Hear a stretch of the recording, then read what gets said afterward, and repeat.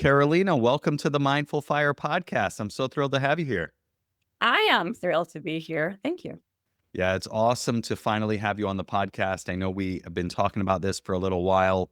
You and I connected a while ago on the internet because we had similar interests on mindfulness and search inside yourself. And our mutual friend Andres introduced us together, and we had a great chat a few weeks ago.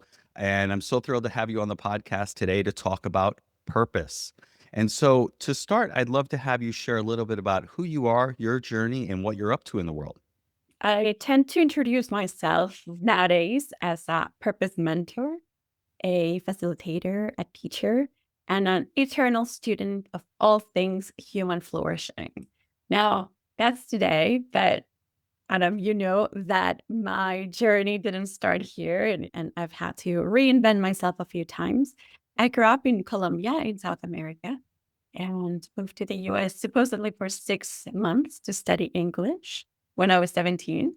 But I ended up getting a scholarship to go to college. And so I ended up staying the scholarship was specifically on business, international business. So I had to major in that, which made my decision fairly easy. So I went that route without really thinking about it. As an immigrant trying to make ends meet, that was just such a gift. So I took it and I went with it. And so it was just like one thing led to the next. So international business major. So I went to work in marketing at a media and entertainment company in Washington, D.C. And then, of course, I kind of wanted the next step. So master's degree. So I moved to New York City, went to NYU to get an MBA. And then I was in New York. So what do? You go to finance. So I moved to work in financial services in the financial district of Manhattan. So I went all in. And then someone approached me one day about a role at Google. And so I started working at Google in New York, then led to a move to Silicon Valley. So you can tell this upward movement and different industries. And I was just kind of doing the thing that I thought I needed to do to be happy. But at some point, I was at Google working in Silicon Valley, and I was recently married, but my marriage was not working really well. And so what did I do? I put all my energy, all my dedication, all my time to work.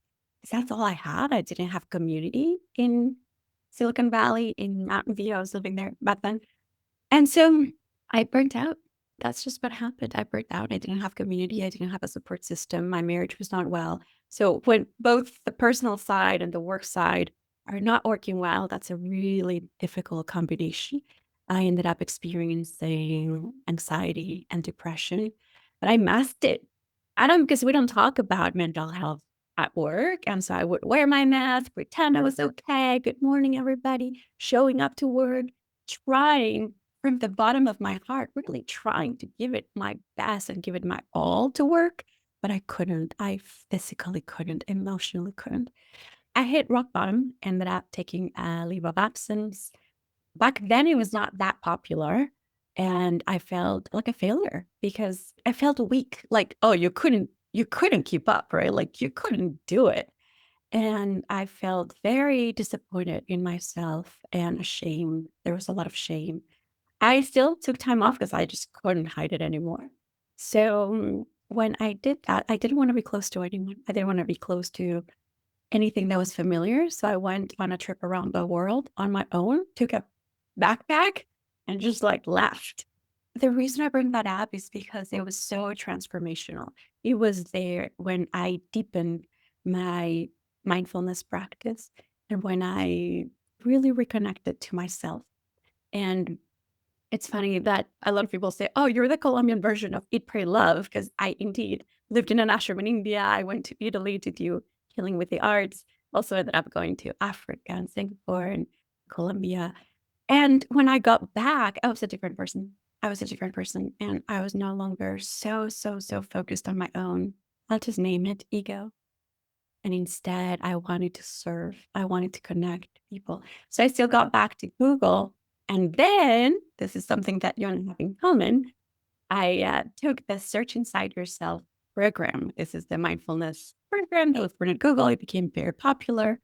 And I took it and I was like, oh, this is it. This gives me language to what I was doing in India that I really couldn't talk about in the corporate setting. ended up becoming certified as a teacher like you. And eventually, I decided to quit my full time job at Google to join the Search Inside Yourself Leadership Institute. It's a nonprofit that was born at Google, and it became an independent nonprofit to teach emotional intelligence, mindfulness, leadership, compassion to the world. And so it's funny that that trip around the world was really a trip to search inside myself, Mm. and I connected to my deeper sense of purpose.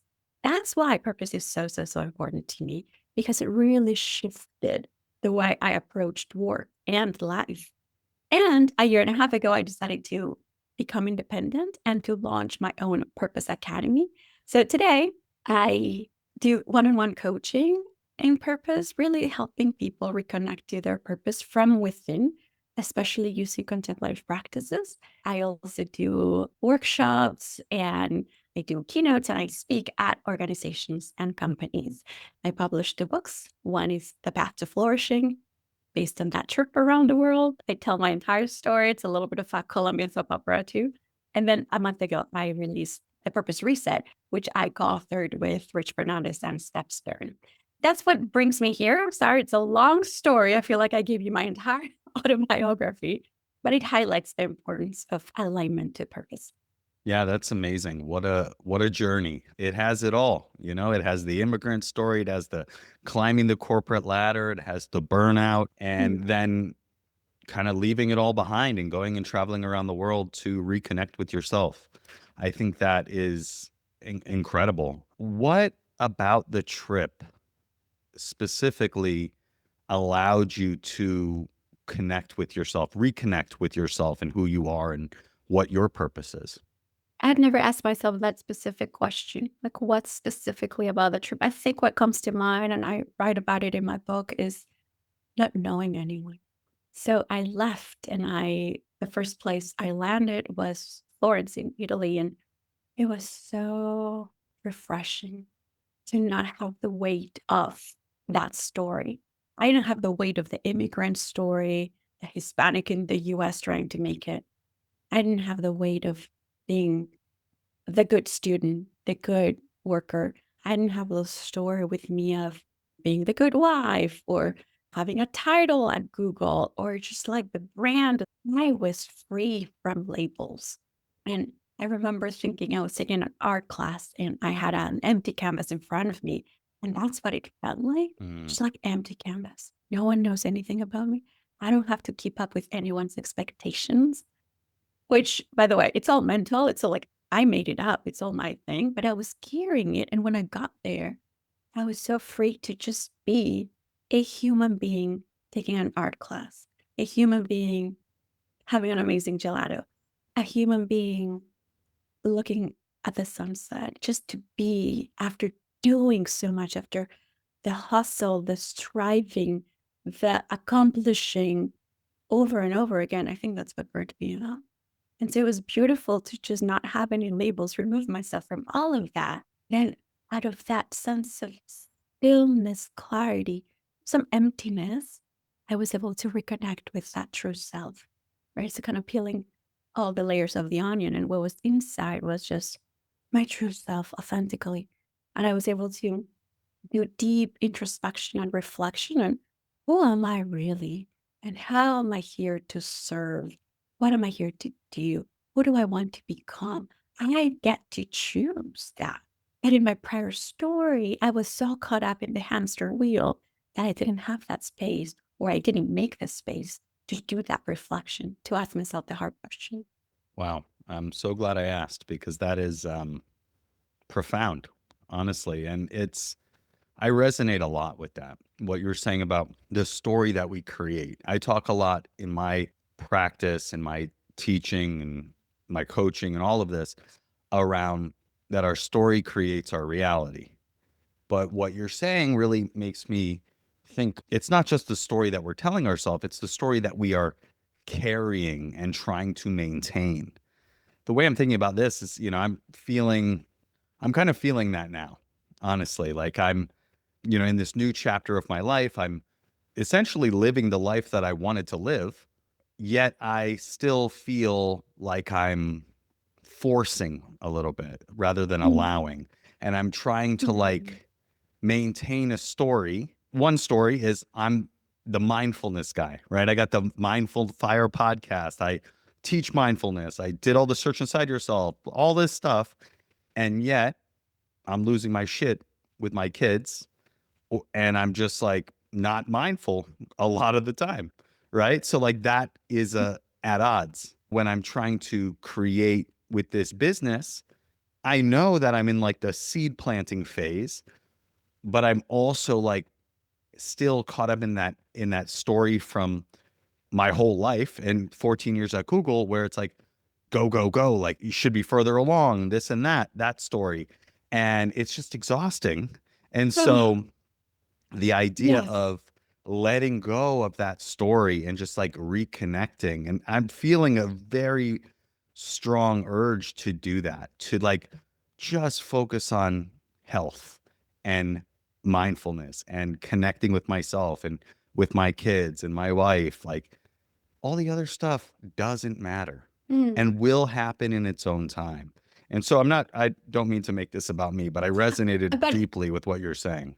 and I'm resonating so deeply with what you just said. And thank you for naming it, Adam, because on LinkedIn, we all look so perfect and we're all Yeah. so delighted and honored Yes, exactly. and excited. I love that, right? Like I'm delighted. I'm It's an honor delighted. to say that I've taken this Yeah. position. I enjoyed. I truly enjoyed it. And I do it too, right? Yeah, we Like all do. behind the It's scenes. so yeah, exactly. I spend too much time on LinkedIn. That's probably part of my problem, honestly. And we're supposed to be somewhere. And I can so relate to what you're saying. I am the purpose coach. And sometimes I'm still lost and confused. Part of it is I'm using my story to support other people. So it's good that I get lost.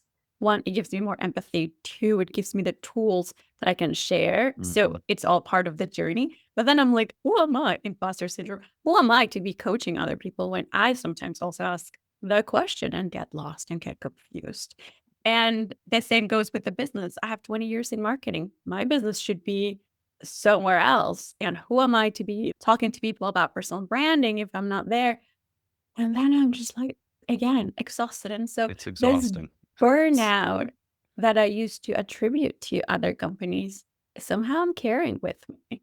And so, what is my role here? And what am I carrying that is making it continue despite working for myself? Separate conversation. I think, we could talk a lot about that as being independent. Yeah. No, it's very reassuring that I'm not the only one because in this solo entrepreneurship, you don't get that. When you're at work at Google or wherever and you talk to people in the micro kitchen and everyone's complaining about reorgs and this and that, like you can commiserate and be like, all right, like I'm not crazy. It's not just me. But when you're living the life that you said you wanted to live, and yet you still are carrying these old stories, these old patterns, and they're making you feel like you aren't where you should be, like it's helpful to know that you're not the only one. You're not. And I wish I could just teletransport myself there and go for a walk in that beautiful garden that you have and just talk about that because it's real. It's real. And I know that so many people out there are also experiencing it. So you came back, you have this desire to serve. Sounds like you went and you did that. You went to Search Inside Yourself Leadership Institute, and now you're helping people as a purpose coach on your own. So let's talk. Well, first, you mentioned flourishing, human flourishing. You wrote your first book on that. What does human flourishing mean? Let's start there. My definition of flourishing is a little different to the one provided by positive psychologists. And at the same time, we all end up in the same place. But when I was doing my research on happiness, and then what happened was, I used this overachiever energy that I applied to school and work my entire life. And then I shifted it and channeled it to, I want to figure out happiness. And so I read all the books, listened to all the podcasts, took all the courses, attended all the retreats that I could in order to figure it out. And then I realized that happiness was not the word I was seeking. It was not the emotion I was seeking. I wanted to have happy moments, but I realized that the connotation of happiness is that of an euphoric state, laughter, big smiles, high energy, people kind of like skipping and rainbows and unicorns and all of that, right? It felt a little utopic and not stable. I was looking for something that would allow me to be both in the peaks and the valleys of my life. And I couldn't figure out what it was until I found this word. It's a word in Spanish that actually defines it. And unfortunately, there's no literal translation for that word. So it's a combination of feeling whole, feeling complete, and feeling serene at the same time. So that's the name of my book in Spanish. And when I was doing the translation, the word that came closest to it was flourishing. So I talk about it as our natural state. This is who we truly are. Imagine like the blue sky. It's always there. We always have it. It's what's there. However, sometimes it gets covered by clouds, and all we have to do is kind of remove what covers the true state. That's how I feel with flourishing. I think that's our natural state, that state when we are in true connection with our inner selves, with our inner wisdom, with our essence, who we truly are. And what we need to do is to remove what covers that state, what changes our mindset and prevents us from truly seeing and experiencing it. So it's a state of feeling whole, complete, interconnected, and at peace at the same time, and joyful. And what are those things that cover that blue sky of our natural sense of flourishing? I think there's a lot related to the mind, what we think. So in the book, I talk about 7 principles that allow us to discover, to remove what covers that real state of flourishing. And 7 principles are pause, presence, perspective, purpose, acceptance, curiosity, and compassion. So, with that, I wholeheartedly believe and continue to not only find the research, but also live it in my own life, that with those practices, because they're a practice that we get to cultivate, we can actually reconnect to that state of flourishing. So, taking a pause, stopping, opening up spaces for stillness, for quiet, for solitude, or simply to stop doing and change that mindset from doing to being. Presence. You and I have done a lot of research, and we also are practitioners of presence by being mindfulness practitioners. Perspective. What you tell yourself matters, and what you focus on grows. So, what's the story we're telling ourselves? Then purpose, of course, which is one chapter in my book, and it became a new book in my academy. So of course that one matters because it gives us significance, meaning, motivation. Then there is acceptance. When I realized that we suffer the most when we reject the present as it is. And it doesn't mean that we don't suffer from painful events. But what ends up happening is that we add so much more to the event through the way we explain or live the event itself. So, acceptance is a beautiful practice, not a passive one, actually, but a very active practice to navigate situations. And then we have curiosity, which started as something small when I was writing the book. And the more I research it, the more I love it. It's also quite tied to your purpose. But curiosity, beginner's mind, seeing everything with innocence, no judgment. And lastly, compassion, of course. Starts with the self compassion. And then how do we bring our love to the world through what we do and through who we are? Love it. Those are, yeah, as you were saying them, I was like, oh yeah, that makes a ton of sense. That makes so much sense. One that you were saying, where you were talking about acceptance, and we suffer the most when we, what I call, fight reality. Essentially, we're rejecting what is. And one of the things that I love from my training as a search inside yourself facilitator, I came across this phrase, it's like this. And I think that is so powerful because, yeah, we're suffering when we're resisting, right? I was arguing with my kids earlier, having to ask my son to eat every single bite of his breakfast, and I was losing it. I was so frustrated, and I was fighting reality. He's not eating it. So I'm fighting reality by trying to expect it to be different. We do that all the time. And so when we can remember it's like this and bring that curiosity to, okay, how is it? How am I experiencing this? How am I reacting to this? And what would be more useful? It's a shift that we can all make. And I'll be the first to say, like, it's very hard to notice in the moment. But the more we Mm. practice it, the more we're able to recognize and shift and say, why am I fighting reality? He doesn't want to eat. He can go to school hungry. That's fine. He'll learn his lesson. Or maybe there's something else I can give him that'll eat. Like it doesn't have to be a battle every time. It's hard though. You really want him to eat his breakfast. I really do. Yeah, I really did. Everything that we're talking about here is affecting everything else. The constant doing and the story of I'm not far along is not to mention reading the news and seeing what's going on in the world.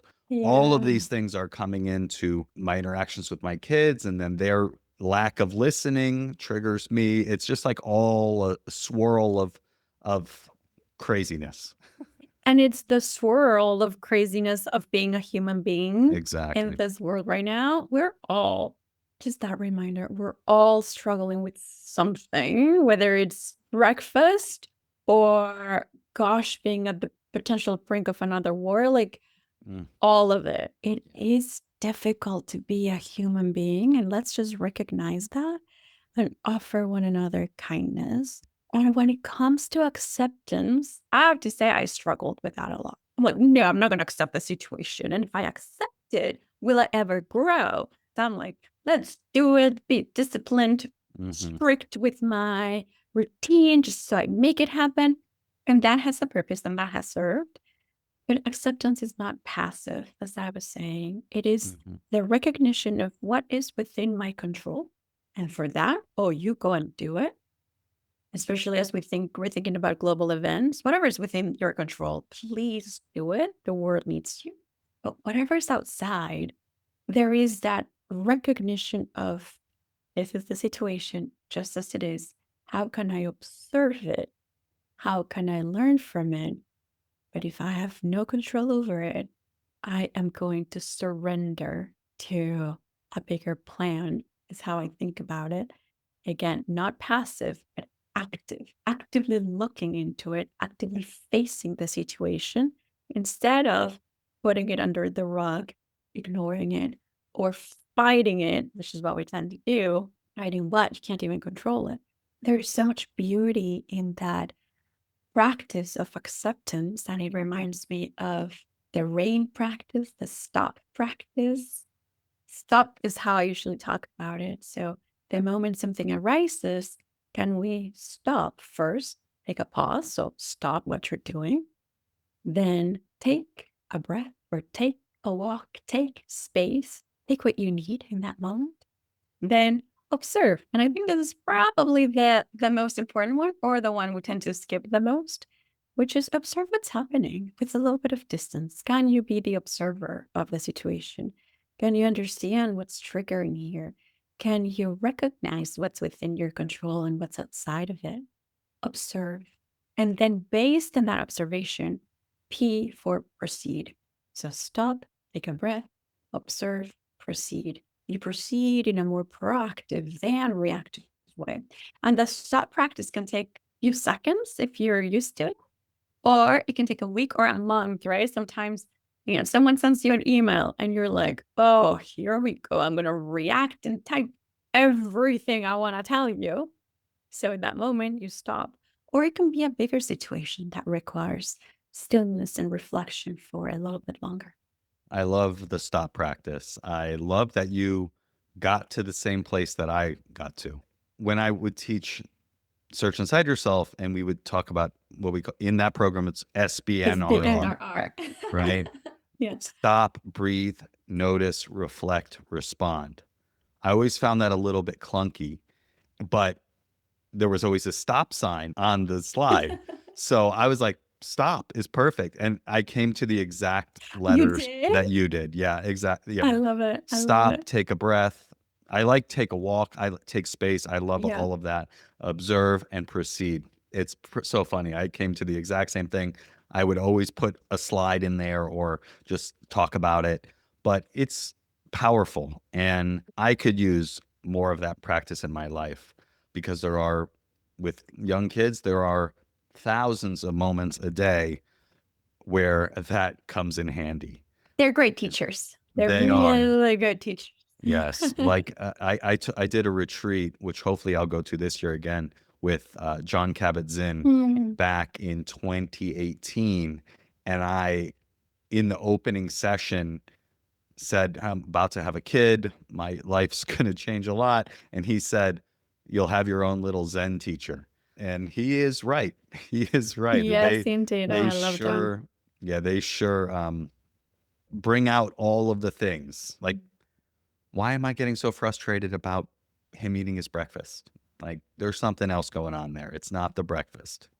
Anyways, I love that. I love this idea of removing the clouds to get to the kind of natural essence of flourishing. And I love the approach of the 7 practices that we can cultivate to do that.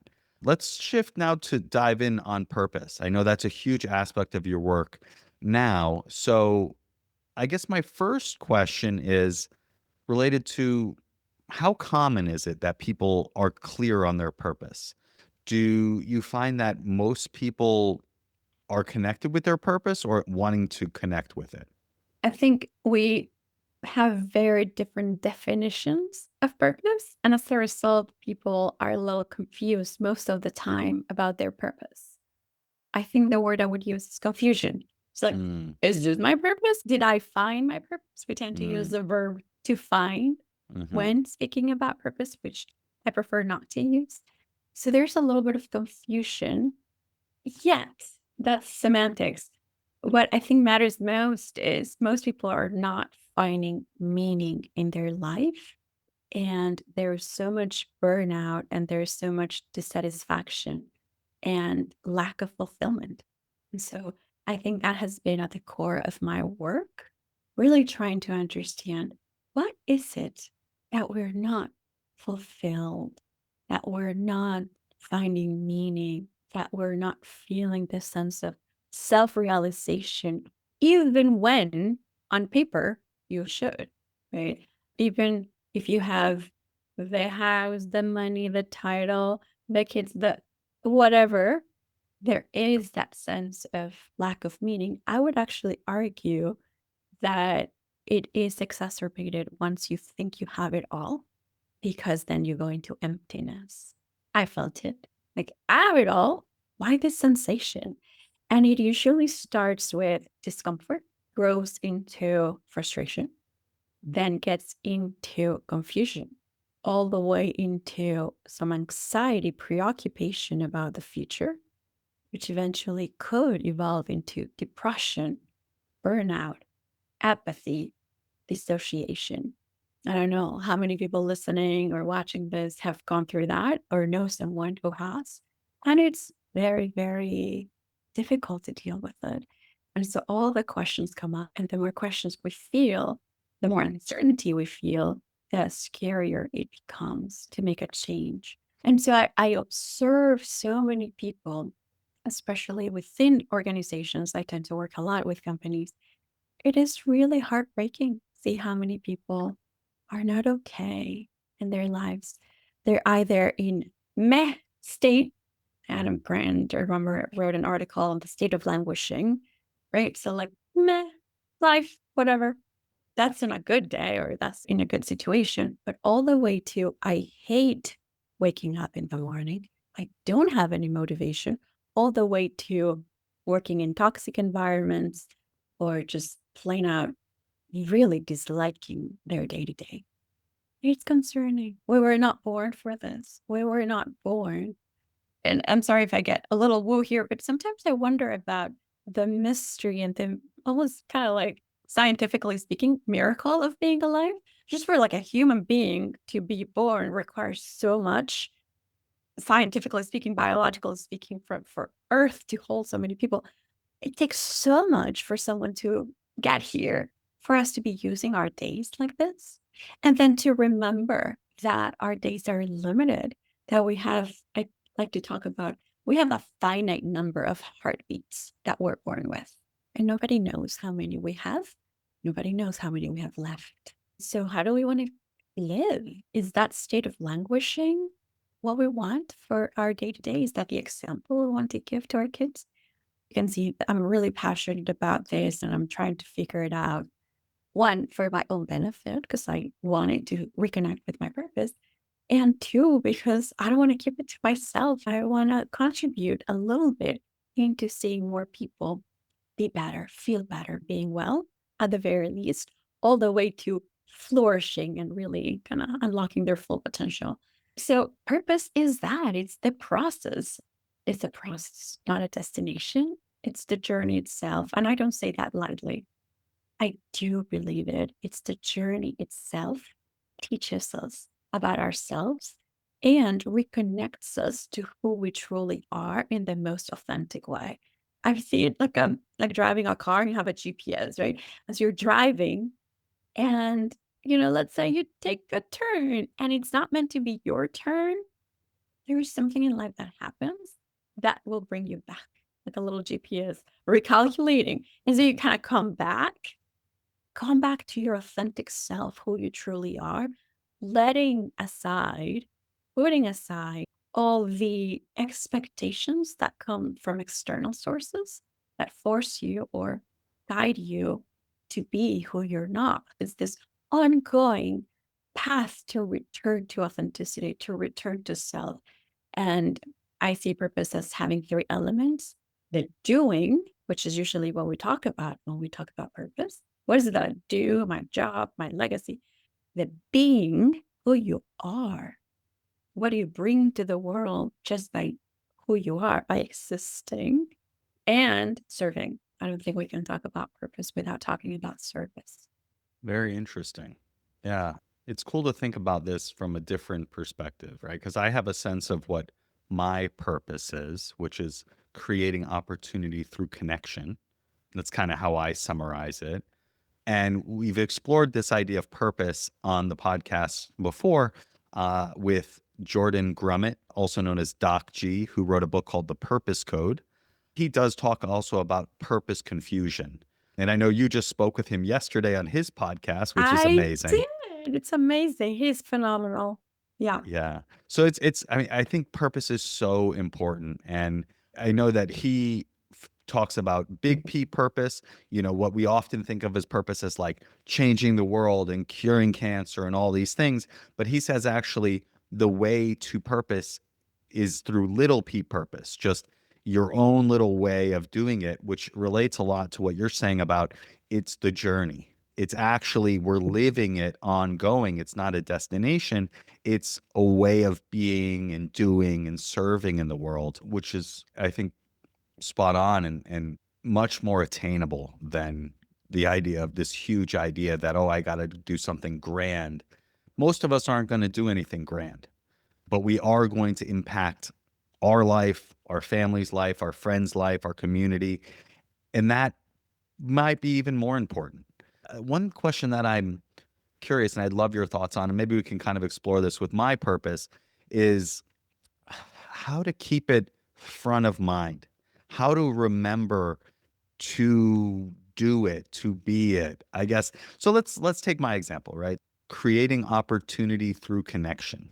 Creating opportunity through connection. How did you land to that statement, first of all? It's a good question. I've been saying it for a long time, thinking about it for a long time. It just when I feel most alive and most myself is when I'm bringing people together, creating, like for instance, I've helped many people get jobs. My brother getting a job at Google, my friend Scott getting a job where he's been working for a long time. bringing people over to my team when I was on Google Analytics Premium, helping two of my friends, both named David, get jobs on the team. Like, I love that. I love doing what I call legends dinners, where I used to do this when I'd go visit New York for work when I lived in San Francisco. I'd come to the city, I'd invite everyone I know in the city to dinner. And whoever wants to show up can show up, and everyone gets to know each other and has a good time, and people leave as friends. I love that so much. And more recently, someone else I had on the podcast, her name's Marty Adler. She's a coach. I talk to her every once in a while, just like she's like a mentor of mine. I talk to her every once in a while, and she's like, yeah, that's great, creating opportunity for connection. But what does that mean? Like, how do you actually live that? And like, how can you get more specific? Because that could be anything. And so, kind of where I'm at now is that I create opportunity through connection by connecting people with themselves and their biggest vision for their life. And so that is more in line with kind of what I'm doing, with the podcast, teaching mindfulness, with teaching envisioning. It's really like connect with who you are, what you really want through developing self-awareness, self-compassion, all of that. And then what do you actually want? Connecting with your biggest vision for life. I love it. I can so see it now. Yes. Starting with the self, the authenticity. And then from that perspective, from that place of truth, essence, authenticity, then envisioning your life, what's next for you. And you were asking, how do you get to live it? Well, you do it, right? And I really like your example, bringing in the concept of little P from the purpose code. You do it every day, right? You probably do it with your kids. You're doing it through your podcast. You do it through the workshops you lead. Does it not feel that way? Or would you want to increase your purpose or what's missing? Yeah, it's a good question. I mean, I feel like I do it naturally. Like it is who I am, right? Like when we first chatted and you told me you love purpose, my first thought is connect her with Right Jordan away. Yes, you did. That's right. instantly. So it is the way that I default to. But I guess it gets to, I think it's just related to the same thing we were talking about before, where I don't feel like I'm far enough along, which is completely arbitrary, right? So it gets into this concept, the gap and the gain. Have you read that book? Yeah, it's essentially, and I was talking about it on a podcast the other day. It's the gap is between where you are and where you think you should be. It's like trying to chase the horizon. You're trying to chase an ideal, you're never going to get there. And so you're always going to be lacking. But instead, if you focus on the gain, the progress that you've made by comparing where you are to where you were before, or just appreciating the progress that you're making, you're going to feel encouraged, like you're being successful and making progress. And I know that, but I need to operationalize it more. And basically, the book suggests at the end of each day, write down 3 gains that you had for that day, 3 ways you made progress in any area of life, and then 3 gains that you want to have tomorrow. So Mhm. you're just kind of envisioning those gains. They're not goals. They're not like a checklist. They can be, but you don't have, that's not the intention of it. It's just what would be great if I had these gains tomorrow. And so getting back to the purpose stuff, I think for me, it's like just recognizing more when and how I'm doing it to make it more top of mind all the time. Am I connecting with my kids? Sort of. Honestly, I feel like I'm just like saying, don't do this, stop that, don't get hurt. Like it's a lot of that. So I'd like to connect more with them. And I feel like I don't know, caught up in all the things, and like I'm caught up in the gap so much that it's disconnecting me from actually showing up in that way a lot of time. We're so caught up in the gap, in the not enoughness, but it's exhausting. I frequently think about it from the feminine and masculine leadership archetypes. And so this has nothing to do with gender, but it's just the way we lead our lives, the way we lead teams. And it can be, the traditional description of the masculine is very structured, goal oriented, there is a bit of competition, there is discipline, there is the doing. And then the feminine is flowing, containing, nurturing, right? And so I notice that now, especially as an entrepreneur that I am today, I constantly go back between the two. And is that dance? I'm seeing it as a dance. Is Mm. that then I start judging myself for like, I'm going too far in the masculine, I'm going too far in the feminine. And I was just like, let me dance. Let me dance. And there will be some days where I'm like, okay, we need the numbers and we need the metrics and the structure and what's the next goal and have those big milestones and have something to work toward, an anchor point, my big objectives, right? And I'm all about KPIs and OKRs, even in my own business for myself, because I do that. You know what? Let me take a moment to pause and relax. I'm just going to go for a walk all day today and think and spark creativity and really connect with my audience and how can I nurture them and empathize and what's that human connection and what could I do that would be helpful? And it's a dance. And I don't think I have the answer to it or the perfect solution, but it's definitely the ongoing path of striving and flowing, striving. But what's true is that when we focus on the gap, that insufficiency triggers a mental state of negativity. I'm not enough, right? And it then eventually leads us there. Whereas when we're thinking about the gain, and I didn't know those two terms, so thanks for that. But thinking about like, you know what? This is where I am. So acceptance once again, what energy is needed today? Do I need to rest and reflect? Or do I need to like, all right, get some shit together? Like, let's do it. And the question that you'll remember from the Search Inside Yourself program that I frequently ask, what's of service today? How can I be of service to myself and to the world? And I think truly answering the question can lead us into the light of the answer because it removes the ego, the self. It's not about me. It's like, what's of service from a compassionate point? And I have to apply it to my own life because I do it all the time.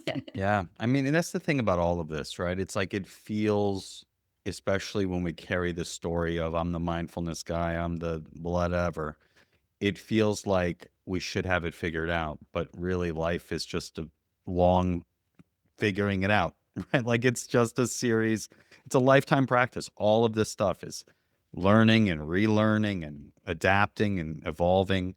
And so to kind of hold it a little bit more lightly than it's like Mm. one and done. Yeah. And the last thing I'd say is when we're 90, 95 on our deathbeds, and I was talking to Jordan about it, who is also a hospice Mhm. and palliative care doctor. And it's just like, what am I going to remember? Will I remember how much I stressed over the OKRs, or will I remember that retreat I attended that felt transformational or that felt fun, whatever, right? So that constant reminder of gaining perspective. What's going on here? How will I remember this? I always say the only two people I'm going to pay attention to are my 10-year-old self and my 90-year-old self in my head, right? Like those two voices. What would they say in the situation? So, Caroline, now we're going to shift into what I call the mindful fire final four. Are you ready? Mhm. I'm ready. All right. First question. Your book, The Purpose Reset, is all about connecting and living with your purpose. So, for someone who maybe they have a sense of their purpose or maybe they have no sense of their purpose, how would you advise that they practically connect with their purpose and start living into it? I have one word for that: curiosity. Follow the breadcrumbs of your curiosity because it's a word that is attainable, grounded.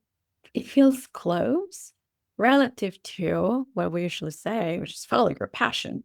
That feels unattainable, a little utopic, out there, far away, difficult. And so follow your curiosity and see where it takes you. One step at a time, it's likely going to take you really far away. And how will you know when you've quote unquote found it? There is no end point. There's always something else. There's always something, or you're just where you are. You don't need to be constantly looking for the next breadcrumb. it'll come. Follow your curiosity and purpose will come to you versus going to strive for something Mm, out there that is difficult to find. great advice. Follow your curiosity. That's how I run these podcast episodes. That's how I try to live my life. But it's a good reminder to try to live my life that way and to be of service because I'm trying to get these workshops going and I feel like I'm forcing, right? I feel Mm. like I'm trying to get it to happen and I'm taking action and I am being of service. It feels a little forcey right now. And I want to kind of relax into allowing and remembering that this is what I wanted. And I'm doing this not because I need the money. That's why I got the financial independence side figured out first so I could do this for fun, but I'm still forcing. So You see, uh, there's no end. There's there's no you end. a prior version of you would have said, once that happens, that's it, right? You're financially independent. You're doing the thing you love. You get to connect with people. You get to live your purpose. That's it. No, it's not an No, end point. It keeps it's on going. We keep on learning. It's fun. Otherwise, it'd be boring. It's it is just keep also running. So infuriating. it is also infuriating. And all of those emotions are Yeah, telling you something. So right. what is this telling me about me right now? So the Who knows? journey is to go back to the self. They teach us the path is the purpose, is the path where we learn. Once we get there, there's no more learning. So it Mm, keeps on going. yeah, Keeps it fun, entertaining, and infuriating and yeah, frustrating too. All that's of it. true. It's life, right? It's life. Life. All right. The second question is what piece of advice would you give to someone early on their path to financial independence? I am not an expert here, but what I've done is just make sure there's always a gap between what you earn and what you spend. And of course, a positive one. I think there's something about society kind of forcing us to consume a lot. And my advice would be let's question that and let's change that. It's not good for the planet, not necessary. What is it telling you about you and the story you're making about yourself that you need to buy so much stuff? And how can you reduce some of that and increase that gap while being more mindful about our planet? Very good. And the third question is what piece of advice would you give to someone getting started with meditation and or mindfulness? Meditation or mindfulness, one, they're not the same thing. So, beginning with that, mindfulness is a way of living, way of being more present and curious and compassionate in the moment. Meditation is a dedicated practice that can help us cultivate mindfulness and many other things. And that's just oversimplification. But I think both are really beautiful practices that can help and have such a big impact in so many areas of our lives and who we are and how we get to live. But oftentimes I include myself, we think of them as something I have to do. And it's just like, it needs to be in my calendar. So I get to do it. And so I forgot to do the thing this morning and then I have to do it at night. And what if we opened up those spaces as existing? Can I just be, right? Opening up spaces to be in the present, removing so much of the weight once again that we carry about like meditation is something I have to do and it has to last 20 minutes. And if it doesn't, then I didn't do it properly. So I guess what I'm trying to say is removing the judgment and the self criticism associated with a practice that is meant to do the opposite. So a moment to live and exist and be, just be. Great advice. I love that. And I'm glad you distinguish them from each other. Obviously, we taught that in Search Inside Yourself, but, and I've said it many times on the podcast, but it can't be said enough that they're related, but they're not the same thing. So thank you for that. And finally, how can people connect with you online, learn more about your books and your program? Yes, thank you. So everything lives on my website, carolinalasso.com. And there I talk about my books if you're interested. I am mostly active on LinkedIn. So let's connect there. Send me a note. Hi, how you doing? What's your purpose? Do you have a purpose statement? Do you feel confused about it? Let's chat. I'm always, seriously, always open because I learn so much from each conversation and I love this topic. And I also have some workshops and retreats that I'm hosting in-person retreats focused on purpose. That's where I get to truly live my purpose. And it's just so beautiful to connect in person and go deep and have the deep conversations and be in nature. And I'll be probably doing more of that, but also virtual workshops where we get to connect with other people and remember that we're not alone on this journey and that everyone, no matter how polished their LinkedIn profile looks, no matter how many followers they have, everyone at some point has gone through that confusion and has asked the big questions. And if not, then they should, because those are the big important questions that bring meaning and fulfillment eventually. So, yeah, let's connect. And I'd love to stay in touch. Awesome. We'll put all of those links in the show notes to your Thank books, you. to your website, to your Purpose Academy, and to your LinkedIn so people can reach out directly and chat with you. Carolina, thank you so much for being here. It's been a wonderful episode. It's given me a lot to think about. Really appreciate you being here and sharing your wisdom with the audience. This was just such a beautiful conversation. And I somehow felt the audience, even though they're not here. And so if you're listening, thank you for being here with us. Thank you for making it to the end and for spending this time together, really asking the beautiful questions that can lead us to flourishing, fulfillment, and purpose. So thank you. Thank you for this beautiful space.